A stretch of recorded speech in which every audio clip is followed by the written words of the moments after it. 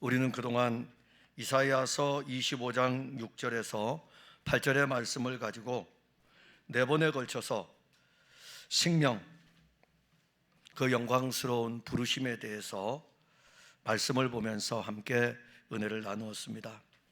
오늘은 생명 그 영광스러운 부르심의 마지막 설교를 합니다. 그리고 이 말씀을 통해서 여러분들과 함께 그 영광스러운 부르심의 그 자리에 육신은 여기에 있지만은 주의 영이 우리를 이끌어서 영 안에서, 참 이건 실로 신령한 일인데, 여러분들을 이끌어 이 말씀을 통해서 그 자리에 함께 참여하는 은혜의 시간이 되었으면 합니다. 지금까지 살펴본 우리가 지금까지 살펴본 이 말씀을 보면 생명 그 영광스러운 부르심의 처음은 초대였습니다. 그 초대는 예수 그리스도의 피 묻은 초대장이고, 그리고 그 초대장에는 여러분들의 이름이 적혀 있고, 우리 각 사람들은 주의 영으로 그 초대장을 전달을 받았습니다. 그리고 펼쳐보았을 때에 그 안에 여러분들의 이름이 선명하게 기록되어 있는 것을 보았을 것입니다. 그리고 우리가 생명 그 영광스러운 부르심의 두 번째는 그 생명 그 영광스러운 부르심이 일어날 장소인 시온산에서 대해서 우리가 보았습니다. 물론 이 장소적 의미의 시온산에 임재하실 분은 하나님의 아들 예수 그리스도입니다. 그 지금은 그의 몸인 교회가 이 역할을 감당을 하면서 교회를 통해 가지고 시온산의 실제이신 그리스도 예수를 증거하고 있고, 그리고 이 지금의 이 상황에서 새 예루살렘으로 이어지는 영광스러운 초소가 연결이 되어집니다. 그리고 세 번째 시간에는 그 영광스러운 부르심을 입은 자들을 위해서 연회에 차려진 기름진 살코기와 그리고 오래된 맑은 포도주를 통해 가지고 그 몸의 실제이신 그리스도 예수, 그리고 그의 흘린 피가 우리를 위해서 준비되어진 연회의 최고의 만찬의 음식이라는 것을 보았습니다. 네 번째 시간에는 우리가 지난주죠, 그 그리스도 안에서 이것을 볼 수 없었던 우리들에게 가리워진 이 모든 것들을 제하여 주고, 예수 그리스도께서 이 모든 것들을 제하여 주고, 그리고 얼굴과 얼굴을 대면하는 풍성의 생명을 맛보았습니다. 지금은 비록 거울로 보고 있습니다. 그러니까 주의 영으로 말미암아 보는 것이에요. 그래서 육신의 눈으로는 이 말씀들을 이해할 수 없고, 육신의 눈으로는 이 말씀들을 여러분들이 누릴 수는 없습니다. 그래서 하나님께서는 성령을 우리에게 주어서 성령을 통해서 이 말씀들을 보게 하시는데, 이것은 거울로 보는 것 같다. 근데 이 거울도 깨끗하기 때문에 보이긴 합니다. 그런데 새 예루살렘에서 있게 될 이 만찬의 잠시 후에는 우리에게 얼굴과 얼굴을 대면하는, 그야말로 지금 저와 여러분들이 이렇게 얼굴과 얼굴을 대면하는 이런 대면의 은혜를 맛볼 것입니다. 자, 우리는 하나님 아버지께서 그리스도 예수 안에서 우리를 향해 베푼 생명의 연회 안으로 계속해서 깊이 들어가고 있습니다. 자, 오늘 함께 우리가 누릴 이 말씀은 생명 그 영광스러운 부르심의 연회에서만 누릴 수 있는 말씀입니다. 우리의 신앙의 걸음은 시간 세계 속에서 걸어갑니다. 우리가 걷는 시간이에요. 그래서 지금 예배를 드리는 이 시간도 시간은 가고 있습니다. 시간 세계예요. 그리고 시간 세계 속에서 예수 그리스도를 믿음으로 살아가는 여정입니다. 그래서 우리는 이 시간 세계 속에서 성령으로 말미암아 예수를 그리스도로 믿고 있습니다. 그런데 놀라운 것은 그 믿음이 우리에게 영혼을 주었고, 이 영혼을 현재처럼 누리며 살아가게 합니다. 그러니까 오늘 우리가 찬양대가 찬양을 불렀던 저 높은 곳을 향하여 날마다 나아갑니다, 이 찬양을 부를 때에 우리의 영은 저 높은 곳에 있는 거예요. 육신은 여기서 저 높은 곳을 향하여 나아가지만 우리의 영은 성령으로 말미암아 저 높은 곳에 있는 것입니다. 찬송 그렇게 부르는 거예요. 찬송 그렇게 올라가면서. 제가 오늘 여러분들 설교하고 딱 맞는 찬송이기 때문에 제가 다시 한번 눈을 지그시 감고 여러분들이 부르는 이 찬송을 통해서 저는 지금 저 높은 곳을 향해서 올라가 있는 그런 상태로 이 찬송에 같이 참여를 했습니다. 이것이 바로 시간 세계 속에 살면서 영원을 현재처럼 누리며 사는 것입니다. 이사야 선지자 시대에 유다 백성들은 선지자를 통하여 전하여지는 생명, 그 영광스러운 부르심을 이중적으로 알아야 됩니다. 왜냐하면 그리스도가 초림을 해야 되고, 이사야 선지자 시대에는 그리스도가 육신을 입고 오셔야 되고, 그 다음에 이 그리스도가 육신을 입고 와서 모든 사역을 완성하고 난 다음에 다시 오실 그리스도, 이렇게 이중적으로 봐야 돼요. 그게 얼마나 어렵겠습니까? 대단히 어렵겠죠.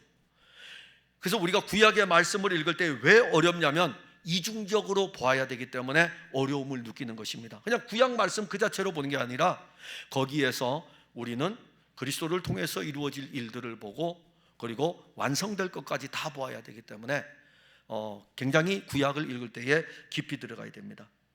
그럼에도 불구하고 그 어려움이 있음에도 불구하고 이사야 선지자 시대에 밤나무 상수리나무가 배임을 당할지라도 그 그루터기는 남아 있는 것 같이 남은 자들은 이사야 선지자를 통해서 증거되는 생명 그 영광스러운 부르심의 이중적 의미를 은혜로 누리고 있었습니다. 우리는 어떠합니까?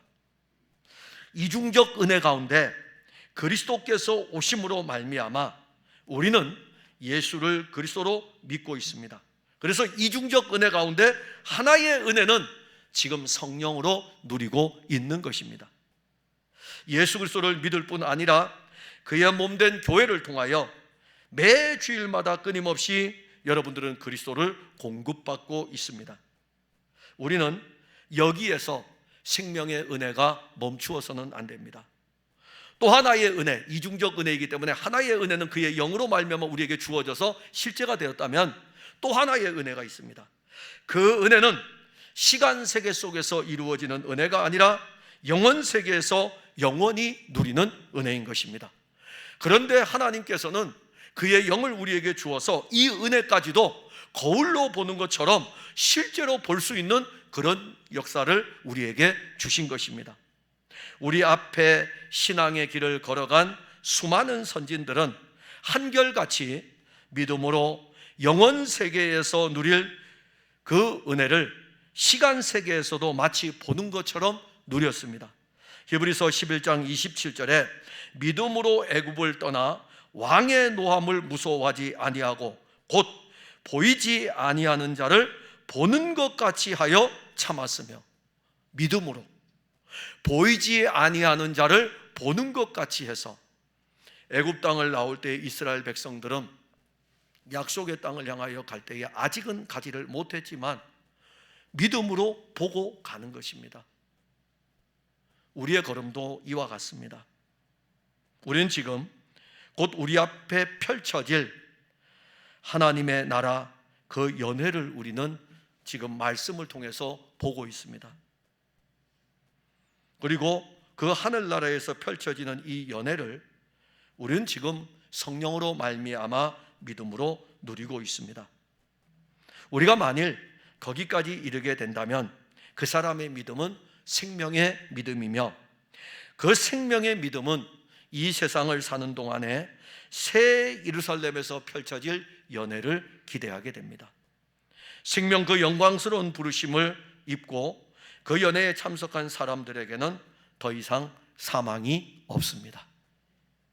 본문 8절에 보면 사망을 영원히 멸하실 것이라. 그냥 막 동그라미 쳐놓으세요. 성경 읽으면서 사망을 영원히 멸하실 것이라. 아멘. 사망을 영원히 멸하실 것이라.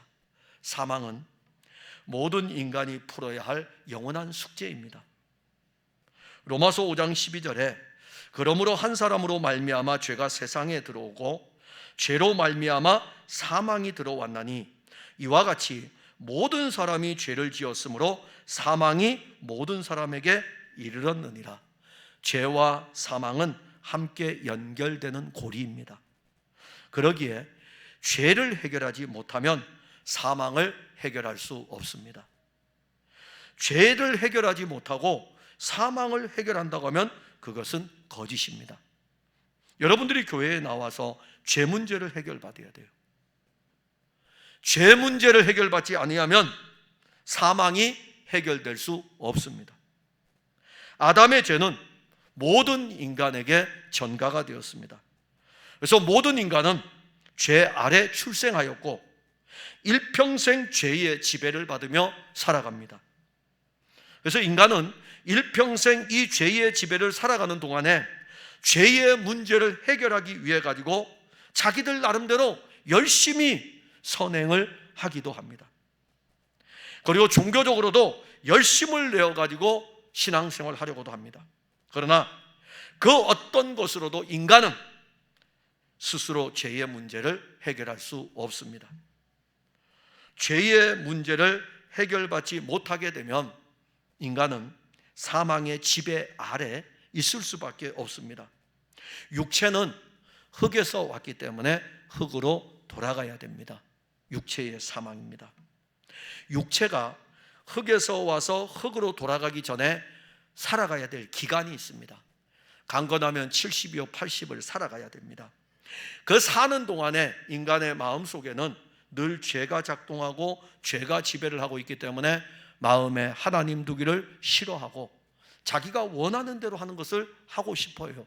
하나님을 섬기는 것도 하나님의 방법을 따라 섬기는 것이 아니라 자기 방법과 자기 생각대로 섬기려고 합니다. 더 나아가서 어떤 사람들은 하나님을 거역하기도 하고 마음에 하나님 두기를 싫어합니다. 그렇게 살다가 흙에서 왔으니까 흙으로 돌아가면 흙에서 와서 흙으로 돌아간 그 인생을 기다리는 것은 영원한 사망입니다. 사망은 육체를 입고 있을 때에도, 우리가 육체를 입고 있을 때도 사망은 끊임없이 우리 곁에, 주변에서, 우리 곁에서 있습니다. 육체를 멸한 이후에도 이 사망은 더 강력하게 역사하여 우리를 영원한 사망으로 끌고 갑니다. 이것이 바로 죄인인 인생의 길입니다. 모든 사람이 그 길로 가야 합니다. 모든 인간이 죄인이기 때문에 이 사망을 해결할 수 없습니다. 그러면 사망의 문제를 해결하는 방법을 여러분들에게 제가 알려드리겠습니다. 죄와 사망이 같이 있기 때문에, 죄의 결과가 사망이기 때문에 죄의 문제를 해결하면 돼요. 죄의 문제를 해결하면 사망의 문제가 해결됩니다.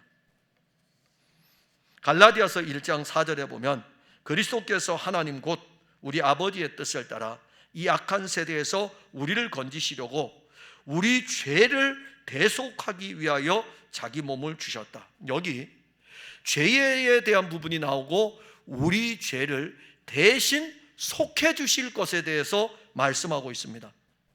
예수 그리스도께서 우리를 위하여 그의 몸을 주신 거예요. 예수 그리스도가 우리를 위해서 그의 몸을 주심으로 말미암아 그가 우리를 위해서 그의 몸을 준 것이 우리의 죄를 해결하는 유일한 해결의 법칙입니다. 그리스도께서 십자가에서 그의 몸을 드렸습니다. 예수께서 그의 몸을 십자가에 드림은 우리들이 지은 죄로 인하여 우리가 받을 저주와 우리가 받을 사망을 그가 우리 대신에 십자가에서 받은 것입니다. 갈라디아서 3장 13절에 그리스도께서 우리를 위하여 저주를 받으신 바 되사 율법의 저주에서 우리를 속량하셨으니 기록된 바 나무에 달린 자마다 저주 아래 있는 자라. 나무에 달린 자는 저주 아래 있습니다. 이게 율법이에요. 율법. 그런데 갈라디아 교회에 편지를 보낼 때에 우리를 위하여 그분이 저주를 받으신 거죠. 우리를 율법의 저주에서 건지기 위하여 예수님께서 그의 몸을 우리가 받을 저주의 값이 되셔서, 죄의 값이 되셔서 그 값을, 그의 몸을 우리 대신에 값으로 지불을 한 것입니다. 그래서 십자가는 하나님의 아들이 우리 대신에 우리를 위해 값을 지불한 사랑의 방법입니다. 로마서 5장 8절에 우리가 아직 죄인 되었을 때에 그리스도께서 우리를 위하여 죽으심으로 하나님께서 우리에게 대한 자기의 사랑을 확증하셨느니라. 하나님 우리를 사랑하신다고 늘 말씀하셨어요. 항상 말씀하셨어요. 그런데 인간은 얼마나 타락한지 하나님이 우리를 사랑하시는 것을 알지 못하는 거예요. 내가 너를 어찌 버리겠느냐. 호세아 선지자의 글을 보면 내가 어찌 너를 버리겠느냐. 이사야 선지자의 글에도, 호세아 선지자의 글에도 내가 너를 내 손바닥에 새겼다. 나는 너를 버릴 수 없다. 근데 그 사랑을 알지 못하잖아요. 그래서 로마서에서는 이 사랑을 우리에게 알려줄 때에 그리스도께서 우리를 위하여 죽으심으로 말미암아 우리를 향한 하나님의 사랑을 보여준 것입니다. 확증하였다는 것은 데모하는 거예요. 시위하는 거예요. 십자가를 볼 때마다 하나님이 완악한 여러분들을 향해 시위하고 있는 거예요. 내가 이렇게 너희들을 사랑한다. 내가 이렇게 너희들을 사랑한다. 십자가를 보는 것은 십자가에 달린 그리스도를 볼 때마다 하나님이 우리를 이렇게 사랑하시는구나. 지금도 여러분들에게 십자가가 시위가 되고 있다고요. 십자가에 달린 예수 그리스도는 그의 피를 다 쏟으십니다. 그의 피가 우리를 의롭게 하는 피입니다. 그 피가 우리의 죄를 씻기는 피입니다. 자, 죄의 문제를 해결하는 피예요. 그러면 죄의 문제를 해결함으로 말미암아 그리스도는 피를 흘려서 십자가에서 죽으신다면, 그 값을 우리 대신에 지불을 했다면 죄의 문제가 해결이 되고 사망의 문제가 해결이 되면 사망과 생명이 바꾸어지게 됩니다. 예수 그리스도는 그의 몸을 십자가에서 주고 우리를 십자가에서 그의 몸의 값, 그의 피의 값으로 저와 여러분들을 사셨습니다. 여러분들의 가격은 엄청납니다. 여러분들이 얼마의 달란트를 받았느냐보다 더 중요한 것은 여러분들의 가격이 엄청 귀하다는 것입니다. 여러분들 중에 5달란트 받은 사람도 있고 2달란트 받은 사람도 있고 1달란트 받은 사람도 있습니다. 우리는 그거 가지고 내가 1달란트 받았는데 내가 2달란트 받았는데 이거 신경 쓰는데, 그것보다 더 중요한 것은 여러분들의 가격입니다. 여러분들의 가격은 하나님의 아들의 피의 값의 가격이에요. 만왕의 왕이신 하나님의 아들은 보험회사에서 예수님이 보험을 들었다면 십자가에서 죽으셨을 적에 보험금이 얼마나 지불될까요? 하나님의 아들이 죽었어요. 만왕의 왕이 죽었습니다. 로마 황제보다 더 대단한 양반이 우리 대신에 십자가에 죽었다면 그 값을 보험금 청구를 하면 얼마를 받을 수 있을까요? 돈으로 환산할 수 없는 금액입니다. 그 값을 하나님의 아들이 주고 여러분들의 사망을 생명으로 바꾸신 것입니다. 여러분들은 대단한 존재들이죠. 누구든지 예수 그리스도께서 자기를 위하여 십자가에서 죽으신 것을 믿는 사람, 그 사람은 죄의 문제를 해결받은 사람입니다. 그러면 죄의 문제를 해결받으면 사망의 문제는 어떻게 될까요? 끝났죠. 자연스럽게 끝이 납니다. 예수 그리스도께서 십자가에 죽으심으로 만약에 끝이 났다면 사망이 십자가 위에서, 예수님의 무덤 위에서 이 사망이 얼마나 함성을 지르면서 내가 이겼다라고 하면서 사탄이 사망과 함께 춤추고 그러하지 않겠습니까? 그런데 십자가에 죽으신 이 예수님은 사망의 권세를 깨뜨리고 무덤을 박차고 사흘 만에 무덤에서 나왔습니다. 예수 그리스도께서 사망을 이겼습니다. 십자가에서, 그 무덤에서 함성을 지르던 사망의 권세는 더 이상 어떤 힘도 발휘하지 못합니다. 고린도전서 15장 55절과 57절에 사망아 너희의 승리가 어디 있느냐, 사망아 내게 쏘는 것이 어디 있느냐, 사망이 쏘는 것은 죄요 죄의 권능은 율법이라. 우리 주 예수 그리스도로 말미암아 우리에게 이김을 주시는 하나님께 감사하노니. 예수 그리스도께서 부활하심으로 사망은 더 이상 육신을 입은 하나님의 아들 예수를 이기지 못합니다. 사망은 파괴되었어요. 예수의 부활은 사망의 견고한 진을 무너뜨려 버렸습니다. 십자가와 부활은 죄를 멸하고 사망을 파괴시킨 엄청난 사건입니다. 그런데 죄와 사망이 멸하여지고 파괴되었음에도 불구하고 죄와 사망은 육신을 입은 그리스도인들을 오늘도 내일도 모레도 끊임없이 공격합니다. 우리가 오늘 읽은 본문 8절에 사망을 영원히 멸하실 것이라 라는 이 말씀은 새 예루살렘에서 펼쳐질 그 연회의 자리에 더 이상 사망이 없을 것이라는 것입니다. 육신을 입고 있는 동안에는 사망이 끊임없이 괴롭힙니다. 새 예루살렘의 연회의 자리에서는 사망이 거기에 오지를 못합니다.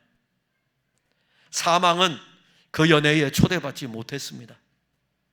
사망은 새 예루살렘에서 연회가 벌어지면 그는 영원한 사망으로, 영원한 불못으로 던져질 것입니다. 우리가 육신을 입고 사는 동안에 죄와 사망이 끊임없이 우리를 괴롭힐지라도, 그러면서 우리는 그 괴롭힘에서 정말 고통스럽기도 하고 힘들 수도 있지만은 우리는 거기에서 자유함을 누려야 됩니다. 하나님의 아들까지 대적한 죄와 사망이 여러분들을 가만두겠습니까? 하나님의 아들까지도 십자가에 달고 하나님의 아들까지도 공격한 죄와 사망이 여러분들이라고 그대로 두겠습니까? 우리가 예수 그리스도를 믿는 것은 예수 그리스도만이 죄를 이기고 예수 그리스도만이 사망을 이기시는 분이기 때문입니다. 육신을 입고 있는 동안 우리의 육체는 죄의 법과 생명의 법이 서로 대치하고 서로 싸울 것입니다. 죄의 법이 우리를 데려가려고 할 것이고 생명의 법은 우리를 붙들고 있을 것입니다. 우리 안에서 일어나는 영적인 갈등은 두 법이 우리 안에서 싸우기 때문입니다. 자연스러운 현상이에요. 그리고 우리 안에서 죄의 법이 막 일어날 때에 내가 예수 믿는데 이럴 수 있어? 그렇게 생각하지 마시고 자연스러운 현상입니다. 우리보다 예수 그리스도로 풍성하였던 사도 바울도 이 문제에서 벗어나지를 못했습니다. 오호라 나는 곤고한 사람이로다. 이 사망의 몸에서 누가 나를 건져내랴. 육신을 입고 있는 동안에 겪는 영적인 싸움입니다. 그런데 새 예루살렘 연회에 참석하면 그 연회의 자리에서 여러분들이 놀라운 일을 하나 볼 것입니다. 그토록 육신을 입었을 때에 그토록 우리를 향하여 따라다녔던 죄와 사망이 어디로 갔는지 보이지 않는 거예요. 새 예루살렘에서는, 그 새 예루살렘 연회에서는 사망이 거기까지 따라오지 못합니다. 요한계시록 20장 12절과 14절에 또 내가 보니 죽은 자들이 큰 자나 작은 자나 그 보좌 앞에 서 있는데 책들이 펴 있고 또 다른 책이 펴졌으니 곧 생명책이라. 죽은 자들이 자기의 행위를 따라 책들에 기록된 대로 심판을 받으니 바다가 그 가운데서 죽은 자들을 내주고 또 사망과 음부도 그 가운데서 죽은 자들을 내주매 각 사람이 자기의 행위대로 심판을 받고 사망과 음부도 불못에 던져지니 이것이 둘째 사망 곧 불못이라. 자, 이 말씀에서 생명책에 기록되지 못한 자들, 그동안 세상 살 때에 바다가 이렇게 붙들고 있어요. 이 바다가 마지막 심판 앞에서 내줍니다. 보호를 못 해줘요. 끊임없이 육신을 입고 살아가는 동안에 끊임없이 괴롭혔던 사망이 마지막 최후의 심판 앞에 딱 섰을 적에 사망이 붙들고 있던 그 사람들 내주는 거예요. 영원한 심판으로 가라고 내주는 것입니다. 그런데 여기 생명책에 기록된 사람들이 있습니다. 예수 그리스도의 피로 선명하게 쓰여진 여러분들 말입니다. 여러분들의 이름 말입니다. 그분은 우리를 영원한 하나님의 진노 앞에서 우리를 내주지를 않습니다. 사망과 음부로부터 우리를 안전하게 지킬 것입니다. 우리를 따라왔던 사망은 새 예루살렘에 이르지 못하고 영원히 파멸될 것입니다. 그래서 오늘 본문에서 이 부분을 말씀할 때에 사망을 영원히 멸하실 것이라. 이제 사망은 없어요. 그게 바로 새 하늘에서 펼쳐질 연회입니다. 그리고 또 하나는 생명 그 영광스러운 부르심에 참여한 모든 성도들의 수치를 제하여 버릴 것입니다. 8절에 보면 주 여호와께서 모든 눈물에서 눈물을 씻기시며 자기 백성의 수치를 온 천하에서 제하시리라. 여호와께서 이같이 말씀하셨느니라. 그대로 된다는 것이죠. 이사야 선지자는 하나님의 아들이 이 땅에 올 것을 예언할 뿐 아니라 그 아들을 통해 이루어질 새 예루살렘의 풍성한 연회를 보고 이 놀라운 사실을 지금 유다 백성들에게 알려주었습니다. 믿음이 없이는요, 선지자의 예언을 받을 만한 사람이 그 시대에 없습니다. 이사야 선지자가 이 예언의 말씀을 할 때 장차 이루어질 일을 누가 알 수 있겠습니까? 지금 제가 여러분들에게 이사야 선지자가 BC 740년, 50년경에 활동했던 선지자인데 기원전 740, 50년경에 활동했던 선지자예요. 지금은요, 기원 후 2000년대가 아닙니까? 2700년, 2800년이 지난 다음에 제가 여러분들에게 이 예언의 말씀을 가지고 설교를 하고 있는데, 여러분들 중에 잠깐 후에 이루어질 일을 믿음으로 받을 수 있는 성도는 얼마나 되겠습니까? 여러분들은 오늘 선포되는 이 말씀을 아멘, 아멘, 아멘으로 받고 믿음으로 누리는 은혜로 나아가야 되죠.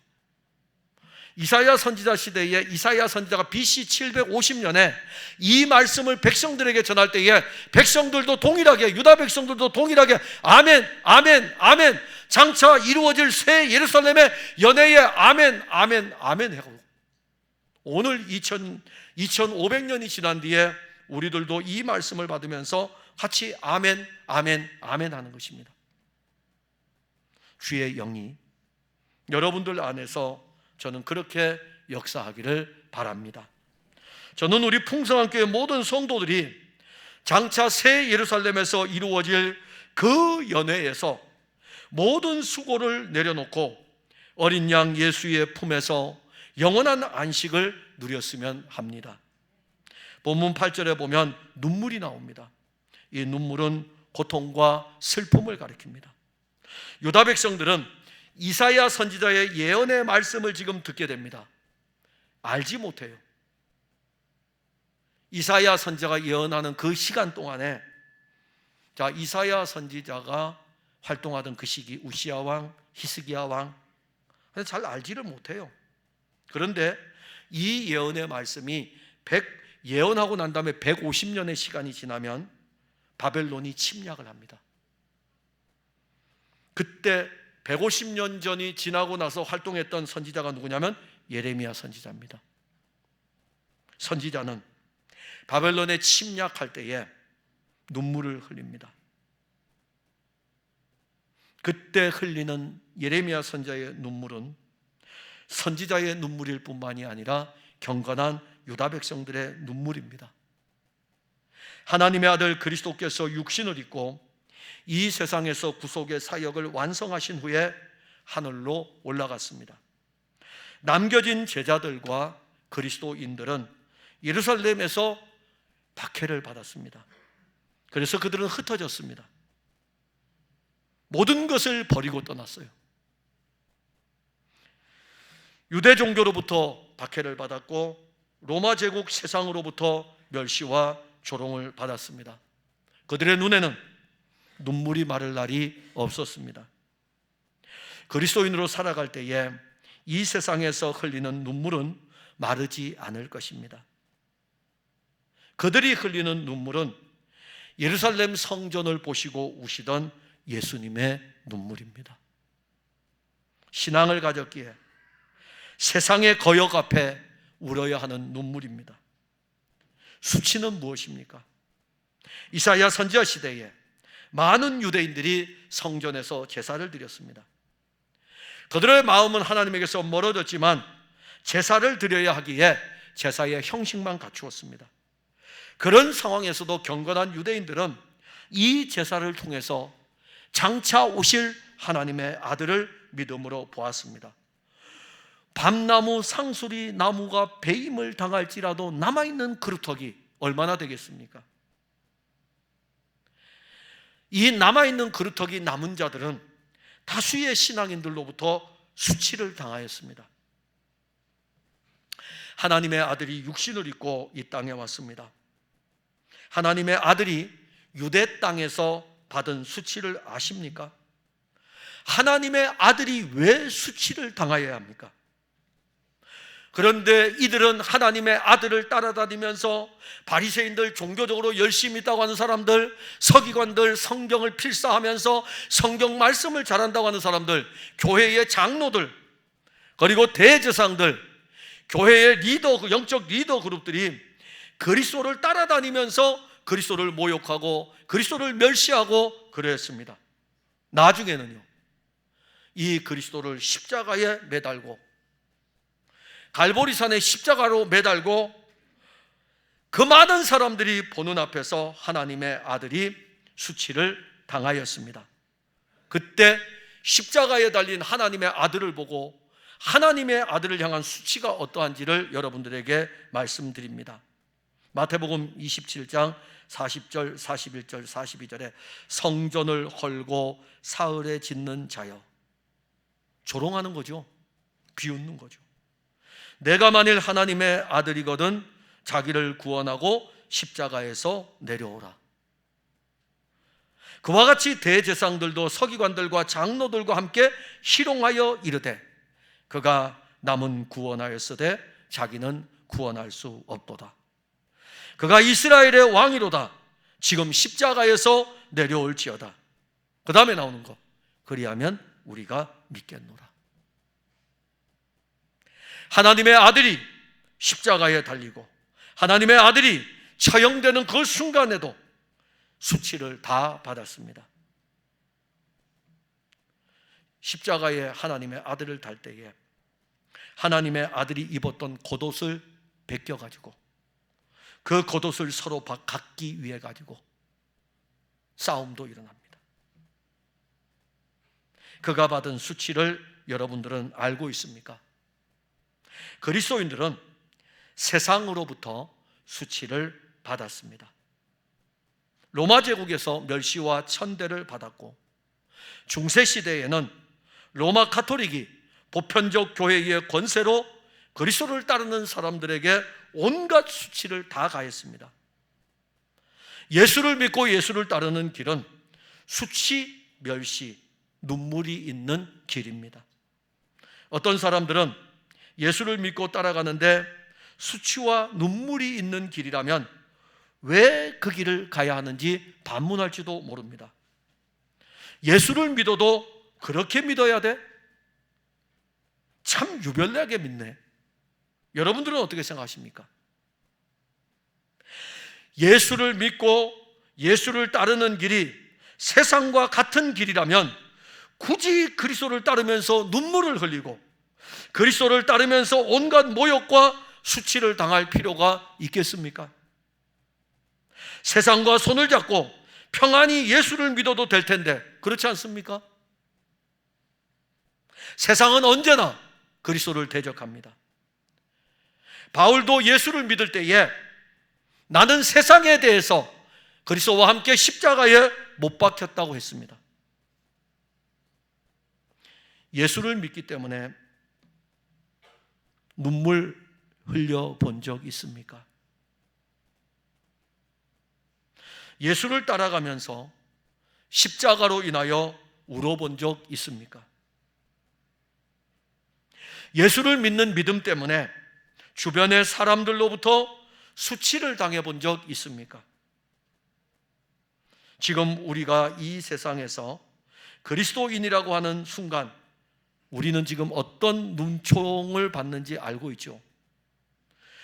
우리가 예수를 믿는다고 하는 순간 우리에게 쏠리는 세상 사람들의 눈을 한번 보시기 바랍니다. 그래서 그들의 눈이 두려워서 어떤 사람들은 자기가 그리스도인인 것을 숨기는 사람들이 있습니다. 그리고 그 사람들은 이렇게 이야기합니다. 마음으로 믿으면 되지. 마음으로 믿으면 되지. 그렇게 자기 신앙을 합리화합니다. 자기 신앙을 자기만 합리화하는 것이 아니라 요 합리화한 사람들이 모여가지고 유별나 다 이렇게 믿으면 되는데 하고서 일반화시켜버립니다. 그걸 가지고 교회 공동체로 가지고 들어와서 이제는 자기 합리화가 교회 일반화가 되어버렸어요. 마음으로 믿으면 돼. 유별나게 믿을 필요가 없어. 좀 유별나게 믿으세요. 세상으로부터 멸시도 당해보고 세상으로부터 천대도 받아보고 세상으로부터 받는 공격 때문에 나 홀로 앉아서 기도하면서 주님께 눈물도 좀 흘려보시기 바랍니다. 이러한 사람들이 마음으로 믿으면 돼. 적당히 믿으면 돼. 대충 믿으면 돼. 이런 사람들이 눈물의 의미를 알겠습니까? 이런 사람들이 수치가 무엇인지 알겠습니까? 오늘 이사야 선지자는 본문에서 말씀할 때에 주 여호와께서 모든 눈물에서 눈물을 씻기시며 여러분들 중에 그 눈물이 없다면 예수님이 새 예루살렘에서 여러분들의 눈물을 닦아줄 사람이 없을 거예요. 모든 눈물에서 눈물을 씻기시며 자기 백성의 수치를 온 천하에서 제하시리라. 이것이 언제 이루어집니까? 요한계시록 7장 17절에 이는 보좌 가운데 계신 어린 양이 그들의 목자가 되사 생명수 샘으로 인도하시고 하나님께서 그들의 눈에서 모든 눈물을 씻어 주실 것입니다. 새 예루살렘에서 이루어질 일입니다. 요한계시록 21장 4절에 모든 눈물을 그 눈에서 닦아주시니 다시는 사망이 없고 애통하는 것이나 곡하는 것이나 아픈 것이 다시 있지 아니하리니 처음의 것들이 다 지나갔음이러라. 만물을 새롭게 하시고 새 예루살렘에서 열리는 어린 양의 혼인잔치에는 사망도 없고 눈물도 없고 처음 땅에 있었던 모든 것은 영원히 지나갈 것입니다. 예수께서는 세상에서 흘렸던 모든 눈물을 닦아주시는 그날 예루살렘에서 우리가 흘렸던 모든 눈물을 잠시 후에 우리 예수님은 새 예루살렘에서 닦아주는 이 일들이 곧 우리에게 있을 것입니다. 주님이 저를 언제 불러가실지는 모릅니다. 제가 얼마를 더 살겠습니까? 백수를 한다 해도 40년 남지 않은 인생이고요. 혹 90살을 살으면 30년이 남지 않은 인생입니다. 잠시 후에 저는 이 세상을 떠날 것입니다. 여러분들도 떠날 것입니다. 그때 우리가 흘렸던 눈물들, 목사가 그래가지고 받았던 수치들, 교회 다니는 사람이 저래라고 하는 받았던 수치들, 새 예루살렘에 이르니 흘렸던 눈물 닦아주시고 그 수치를 제하기 위해서 어린 양의 옷을 세마포를 우리에게 탁 입혀가지고 세상과 나는 간 곳 없고 구속한 주님만이 우리의 실제가 됩니다. 사랑하는 성도 여러분, 생명 그 영광스러운 부르심의 연회, 잠시 후에 우리 다 같이 거기에서 봅시다. 그야말로 풍성한 잔치입니다. 모든 것이 갖추어진 준비된 잔치입니다. 저도 초대장을 받았고 여러분들도 같이 이 초대장을 받았으니 얼마나 감사합니까? 그 연회를 주관하시는 분이 이제 새 예루살렘에서 실제가 되어 연회의 자리를 더욱 빛나게 할 것입니다. 그 연회에서 여러분들은 예수 그리스도를 마음껏 먹고 마시는 생명의 풍성을 누릴 것입니다. 주의 영이 우리의 눈을 열어 지금 이렇게 보게 하십니다. 여러분들의 눈을 열어 주십니다. 새 예루살렘에서는 얼굴과 얼굴을 보는 날이 이를 것입니다. 이제는 더 이상 영으로 보는 것이 아닙니다. 어린 양을 얼굴과 얼굴, 우리가 그토록 사모하는 예수 그리스도를 얼굴과 얼굴로 대면하여 볼 것입니다. 그리스도를 기다리던 안나는 84세에 육신을 입으신 그리스도를 얼굴과 얼굴을 대면하여 보는 복을 누렸습니다. 우리도 잠시 후에 그렇게 될 것입니다. 우리를 그렇게 괴롭혔던 사망은 더 이상 따라오지 못할 것입니다. 이제 사망은 끝이 났습니다. 끝났습니다. 그동안 여러분들이 그리스도의 몸인 교회를 위해서 수고하고 그리스도를 위해서 흘린 눈물은 주께서 닦아주실 것입니다. 여러분들의 수치가 새 예루살렘에서 전부 제거될 것입니다. 새 하늘과 새 땅에서 우리는 처음의 것들을 다 벗고 새 사람으로 풍성한 연회를 맛보고 누릴 것입니다. 기도하겠습니다. 하나님, 은혜를 감사합니다. 생명 그 영광스러운 부르심, 이사야서 25장 6절부터 8절까지의 말씀을 가지고 5번에 걸쳐서 우리가 이 영광스러운 부르심의 풍성한 연회를 살펴보았습니다. 오늘 우리는 사망이 거기에 이르지 못하는 것을 보고 우리의 눈물과 수치도 다 닦여지는 은혜와 제거되는, 제하여지는 이 놀라운 것들을 함께 보았습니다. 사랑하는 이 풍성한 교회 성도들과 함께 지금까지 신앙의 걸음을 달려오도록 이끌어 주심을 감사합니다. 우리 모두가 다 받은 이 초대장, 잠깐 후에 이 초대장을 가지고 새 예루살렘의 연회에 참석하여 우리 각자가 그 자리에서 또 함께 만날 것입니다. 그날이 이를 때까지 우리는 또 십자가를 지고 그리스도 예수의 능력을 힘입어 그리스도의 몸인 교회에서 함께 수고하며 애쓰며 함께 세워져 갈 것입니다. 그날이 이를 것을 믿음으로 바라보면서 즐거운 마음으로, 기쁜 마음으로, 행복한 마음으로 이 교회에서 그리스도를 찬양하며 나아가게 하옵소서. 예수님 이름으로 기도하옵나이다. 아멘.